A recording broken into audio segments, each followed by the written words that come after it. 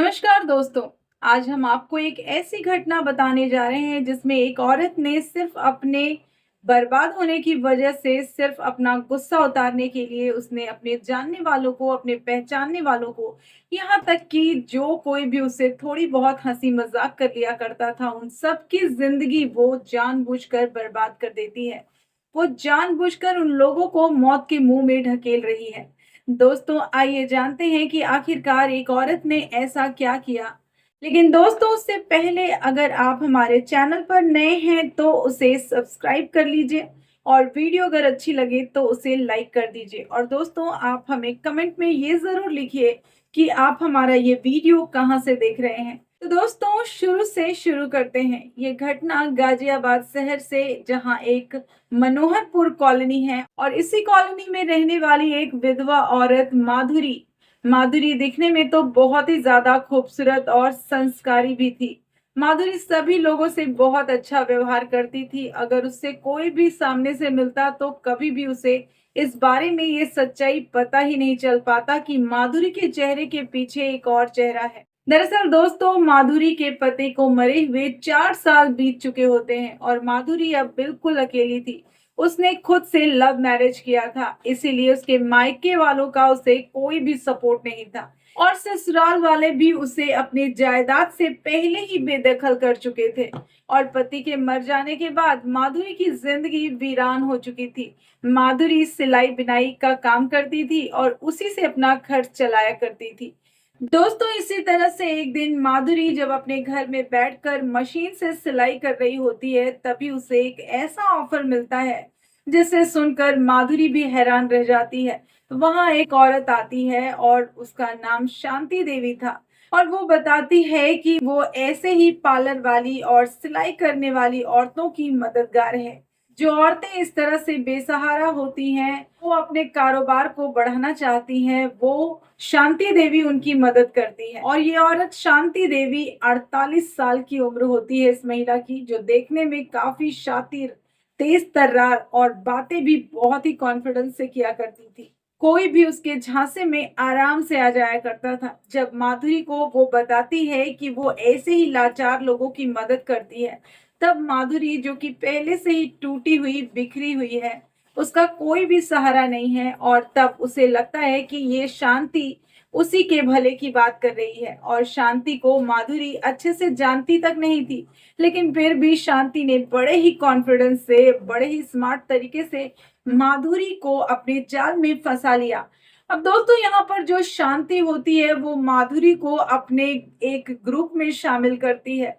ये इन लोगों का व्हाट्सएप ग्रुप होता है जिसमें बहुत सारी लड़कियां होती है जो अपने रियल नाम से नहीं बल्कि काल्पनिक नाम से उस ग्रुप में शामिल होती हैं और डीपी पे अपना स्टाइलिश फोटो भी लगाती हैं। दोस्तों, ये लोग अपने फेसबुक पर भी अपना प्रोफाइल लगाती हैं और इसी प्रोफाइल को देख देख कर उन्हें कस्टमर मिलते हैं।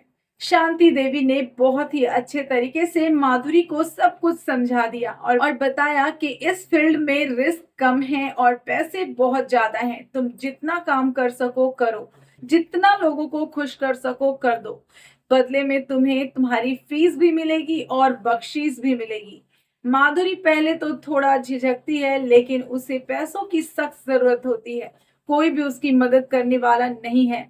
वो सोचती है कि मुझे तो ससुराल वालों ने भी छोड़ दिया है, मायके वालों ने भी अपने पास से आने को मना कर दिया है, तो फिर क्यों ना मैं इस शांति देवी की बात मान लूं।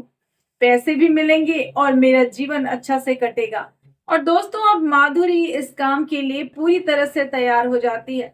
शांति देवी माधुरी को उसका पहला कस्टमर भेजती है। वो पहला कस्टमर एक ट्रक ड्राइवर होता है।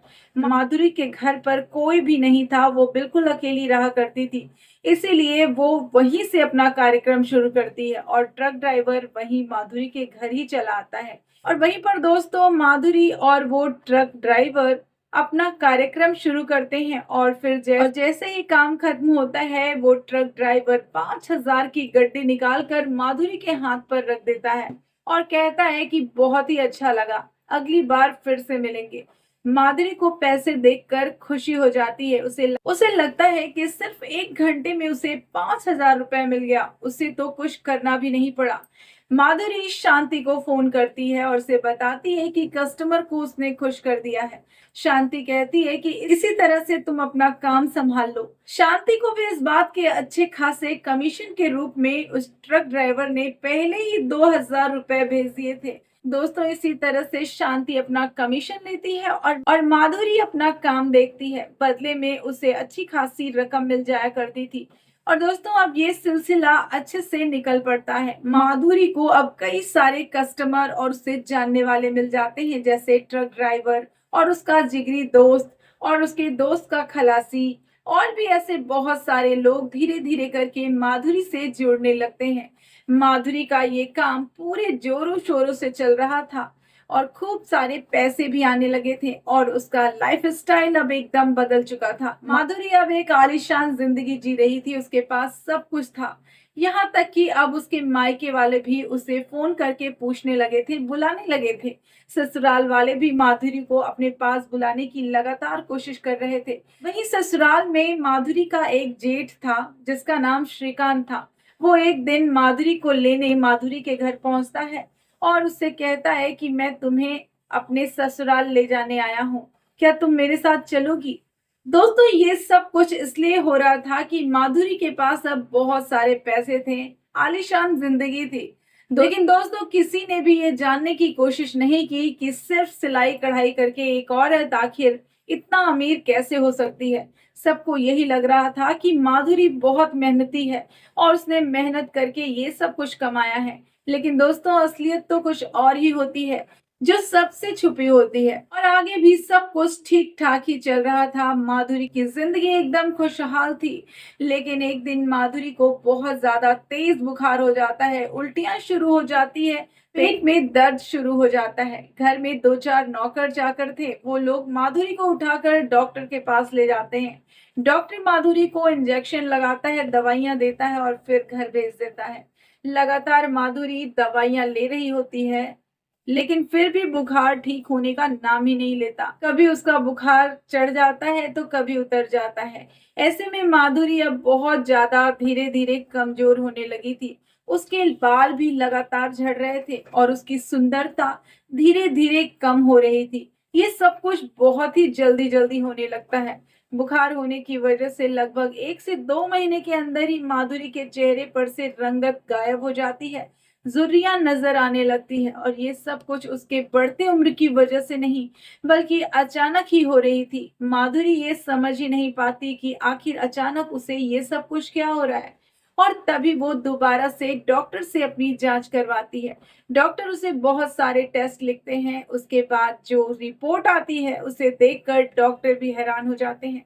डॉक्टर ये साफ साफ माधुरी से कहते हैं कि आप HIV एड्स से संक्रमित हैं और इसीलिए आपकी तबीयत लगातार बिगड़ रही है। दोस्तों, माधुरी जैसे ही ये बात सुनती है, उसके पैरों तले जमीन ही खिसक जाती है। उसे यकीन नहीं होता कि ऐसा कैसे हो सकता है। माधुरी कब ऐसी बीमारी की चपेट में आ गई, उसे पता ही नहीं चलता। दोस्तों, अब माधुरी काफी उदास रहने लगी थी। उसे लग रहा था कि अब तो उसकी दुनिया पूरी तरह से खत्म हो गई है। उसके पास धन दौलत ऐशो आराम सब कुछ मौजूद था, लेकिन उसके पास अब जिंदगी नहीं बची। माधुरी ये सोचने लगती है कि आखिर मुझे ये बीमारी किसने दी होगी। लेकिन दोस्तों, बहुत सोचने के बाद उसे कुछ भी समझ में नहीं आता, क्योंकि इस दौरान उसने कई लोगों से संबंध बना लिए थे। और अब माधुरी बहुत रोती है, बहुत रोती है। और दोस्तों, अब दिन भर माधुरी उदास ही रहा करती थी। बार बार शांति उसे कॉल करती है और कहती है कि आजकल तुम ग्राहक नहीं देख रही हो, क्या बात है? माधुरी शांति से कुछ भी नहीं बताती। वो एक अलग ही सोच में पड़ जाती है और वो ये सोचती है कि मुझे अगर ये बीमारी लग गई है तो मैं सबको ये बीमारी दे दूंगी। अगर मेरी जिंदगी बर्बाद हो गई है तो मैं सबकी जिंदगी बर्बाद कर दूंगी। और दोस्तों, उसे हल्का बुखार रहता है, लेकिन फिर भी माधुरी शाम होते ही बन ठन के सड़क पर निकल जाती है। और जो कोई भी रास्ते में उसे लिफ्ट देता है या इस तरह की इच्छा रखता है, वो उसके साथ वो सब कुछ करने लगती है। जबकि माधुरी अच्छे से जानती थी कि इस तरह से अगर संबंध बनाने की वजह से ये बीमारी फैल सकती है, लेकिन फिर भी वो जानबूझकर इस बीमारी को फैलाती है। यहाँ तक कि माधुरी अब ये फैसला कर लेती है कि अब वो अपने ससुराल वालों से भी बदला लेगी। जिन्होंने उसके पति के मरने के बाद उसे अकेला इस तरह से छोड़ दिया, जिसकी वजह से वो इस तरह का काम करने के लिए मजबूर हो गई। और इसीलिए माधुरी ने अपने ससुराल फ़ोन किया और अपने जेठ को बहुत ही प्यार से अपने पास बुलाया और फिर उन्हें भी अपनी जाल में फंसा लिया। जानबूझकर माधुरी अपने जेठ श्रीकांत को अपने काफ़ी करीब ले आई और फिर उनके साथ गलत रिश्ता कायम किया। श्रीकांत, जो कि पहले से औरतों का शौकीन था, पहले तो वो माधुरी को भी इसी नज़र से देखा करता था और अब माधुरी उससे बदला लेती है और दोस्तों, संबंध बनाने के बाद श्रीकांत भी संक्रमित हो जाता है। इसी तरह से माधुरी ने अपने कई जानने वालों को अपने झांसे में ले लिया और उनके साथ संबंध बनाए और फ्री में ये बीमारी बांटी गई।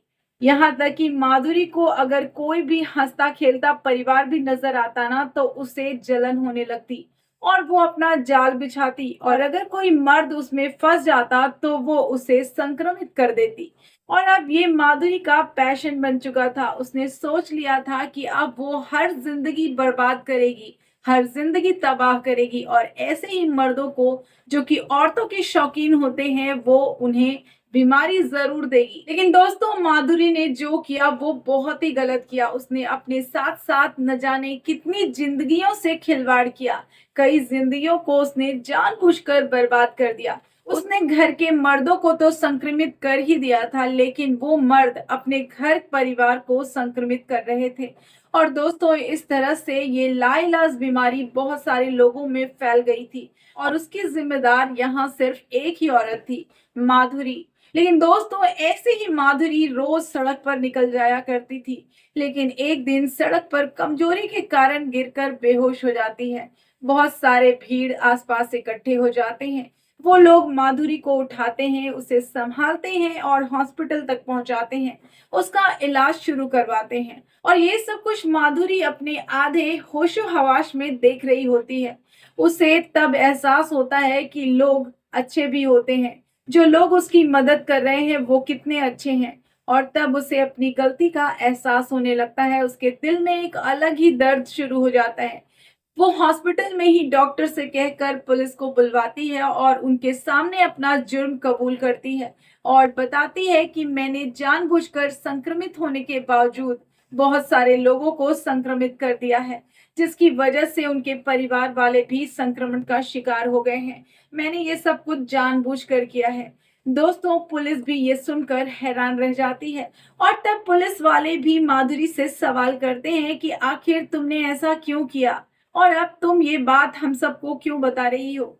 लेकिन दोस्तों, इस बात का जवाब देने के लिए माधुरी अब इस दुनिया में ही नहीं होती, क्योंकि उसकी सांसें थम चुकी थी। दोस्तों, इस घटना से हमें सबसे बड़ी सीख यही मिलती है कि किसी भी गलत काम का नतीजा हमेशा ही गलत होता है और आज के इस बदलते दौर में हर किसी को अपने आप पर संयम रखना चाहिए।